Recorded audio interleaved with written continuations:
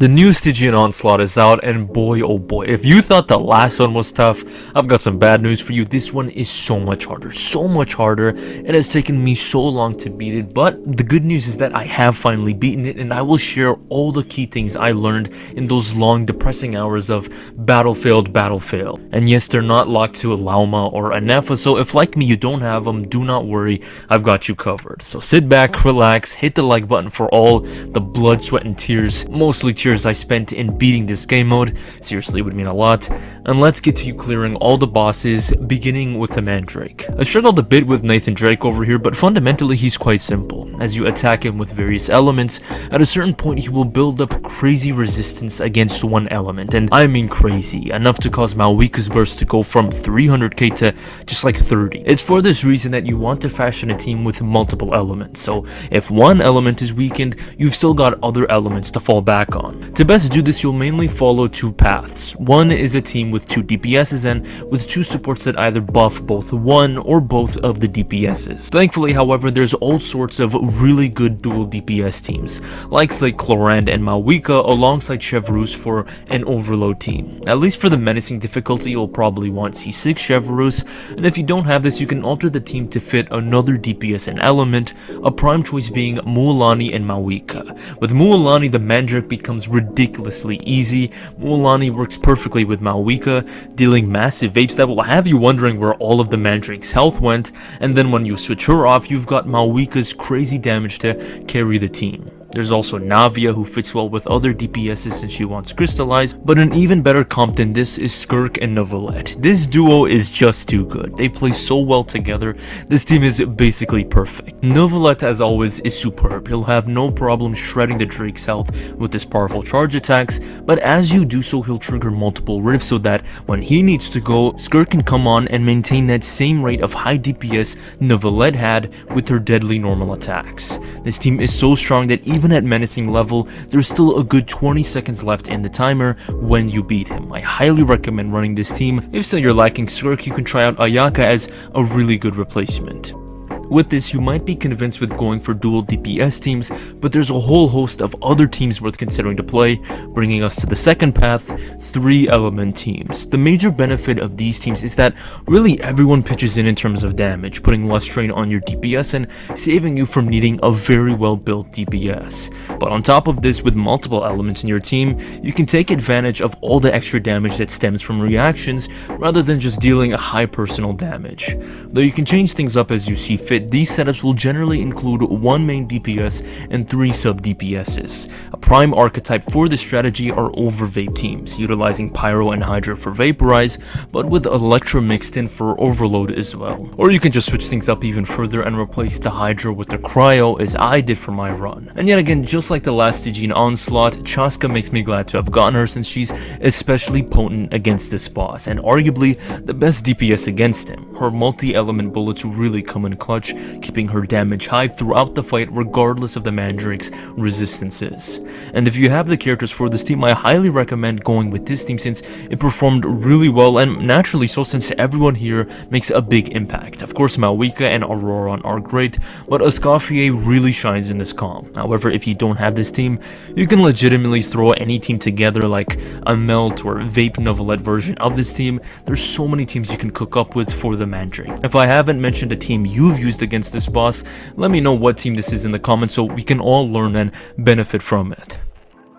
Now here's where things pick up. We move from a fairly easy boss, multiple ways to beat it, to a harder boss with only one way to beat it. Long story short, Mr. Krabs here is gonna fly into the air summoning all these plant looking things, but when you see them, you should see missiles, since when any Dendro reaction is dealt to them, they'll target Krabs, breaking his shield and causing him to fall, where you then get a big attack window with more missiles around you.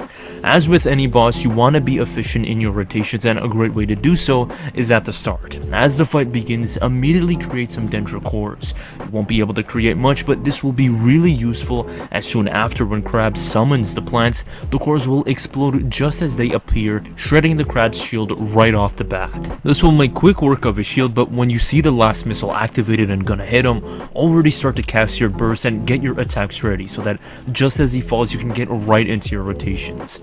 Also, as you're committing animal abuse, try to position yourself with or very close to the plants, such that when you perform your Dendro reactions, they'll be dealt to the plants and give you free extra damage that makes a big difference but costs little effort. Speaking of damage, if you've forsaken Flynn and pulled Lauma, this boss is going to be a walk in the park. Lauma is absolutely crazy. Her Dendro and Hydro Res creates massive damage gains for any Dendro team. Then factor in Lunar Bloom and this will literally be the easiest boss you'll ever fight. But if you're struggling with this boss while having Lauma, you should check out my Lauma guide, as that'll break down all things you need to know about building Lauma. Thankfully though for us Lauma-less people, beating this boss isn't locked to not cry, as some bosses are. Actually, there's more than viable teams that don't require Lauma, the best of them being Nilou Bloom. I mentioned in my Lauma guide that we'll be hearing a lot about Nilou now that Lauma has released, and lo and behold, we're talking about her. She, like Lauma, is the perfect unit for this boss. Her blooms will be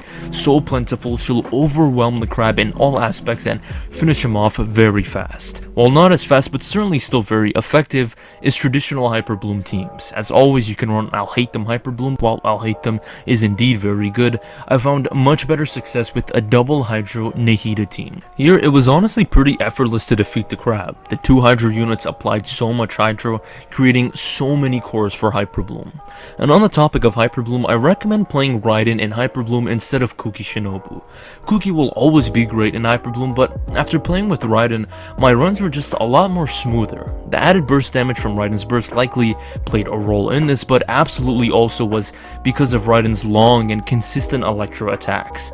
Though I was constantly worrying about it running out, you can actually just cast her skill and pretty much forget about it, since it lasts for like 20 seconds and is dealt whenever you attack. Another setup I found good success in was with Neuvillette Hyper Bloom. Some of you Neuvillette mains probably just choke, but seriously, even though this is not a team you ever use him in, he's really good in it. His high personal damage is great for any boss, but beyond this, Neuvillette really excelled in the shield phase. Just look at this. When the crab has a shield, it breaks so fast. You've got the washing machine of death applying Hyper Bloom to all these missiles, all of them firing off repeatedly, and if Hyper Bloom doesn't activate them, the overflux of Dendro cores will through Bloom. On the flip side, you could throw away all these teams and go with Virgin, but generally I'd advise against this. Virgin is for sure viable, but is a heck of a lot more dangerous. You'd do well to go with the safer and stronger route in Hyper Bloom, but if you want to go with Virgin, by all means go with it.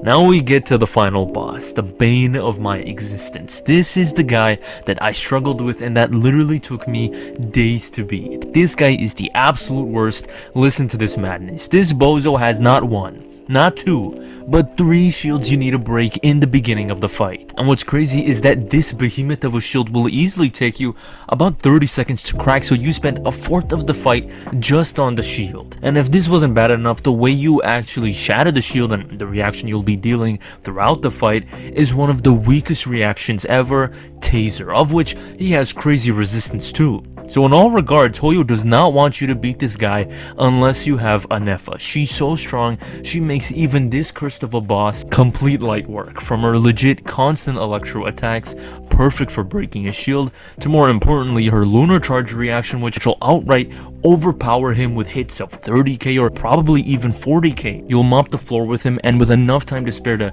pat yourself on the back for getting Ineffa. This leaves us non-Ineffa players to electro charge, a reaction that's legit thrice or maybe even quadruple times weaker than lunar charged.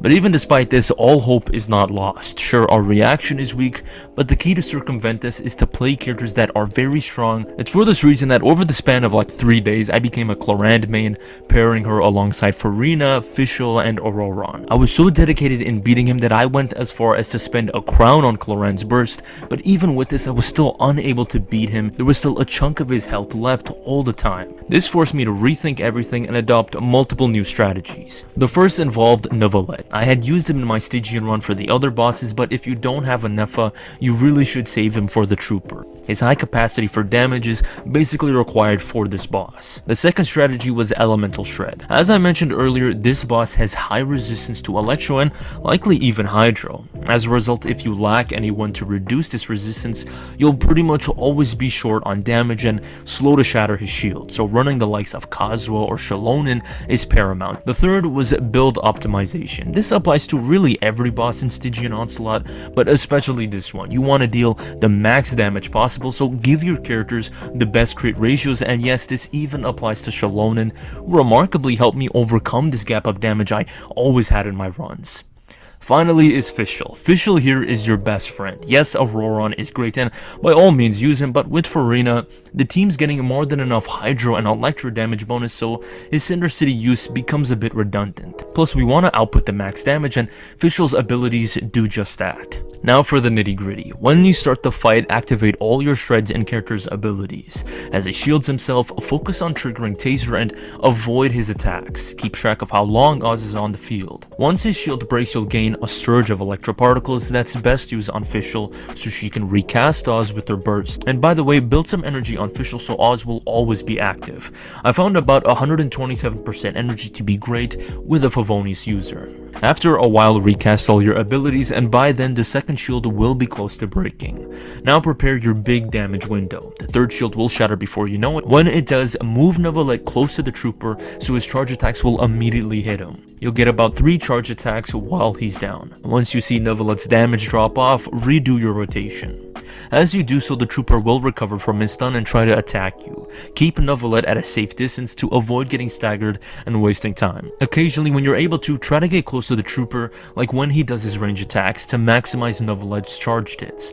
Otherwise, maintain a safe distance. As he attempts to regain his shield, a bit of a difficult but really rewarding tactic is staggering the trooper. This occurs through heavy attacks. Try to spam these as much as possible to prevent him from entering the shield and giving you free extra hits. Eventually, however, he will probably get his shield back, which you'll be able to tell when your damage significantly drops off. When this happens, restart your initial routine, reapply all your shreds and redo all your skills, and don't forget about Oz. Watch his shields closely, and once the final one breaks, focus all your damage on him for the final few seconds. You'll see here that I just barely managed to beat him with just like 2 seconds left. If I didn't beat him, I definitely would have broken something. All this effort has taught me a few things that you should know when you try to beat this Ineffa simp. 1, I totally wasted that crown, so there's that. But 2, with how difficult of a boss this is without Ineffa, it's clear that players like me, and possibly you, essentially free-to-play players that don't have character signature weapons, this boss is nearly impossible to beat. Like how I mentioned with Clorinde, I bet if I had her signature I would have beaten him, but without it, as you can see, I wasn't able to clear it. If this is your case, you can branch out of Electrocharge and try to clear with Malwika and Skirk. Though I couldn't do it, you might be able to do it, and it's vastly advantageous to play them since you'll be free from the low damage of Taser. But even if this doesn't work, put the controller down, take a step outside, and just wait for Flynn. He's coming very soon. Just like Ineffa, he can trigger Lunar Charge. So while you can't beat him now, you'll totally be able to do so with Flynn. And you know damn well that when I get my Flynn, I'm pummeling this guy even though I've already beaten him. Well everyone, this is my guide. I hope you enjoyed it, and if you have any questions on Stygian, be sure to ask me in the comments. Thanks for watching.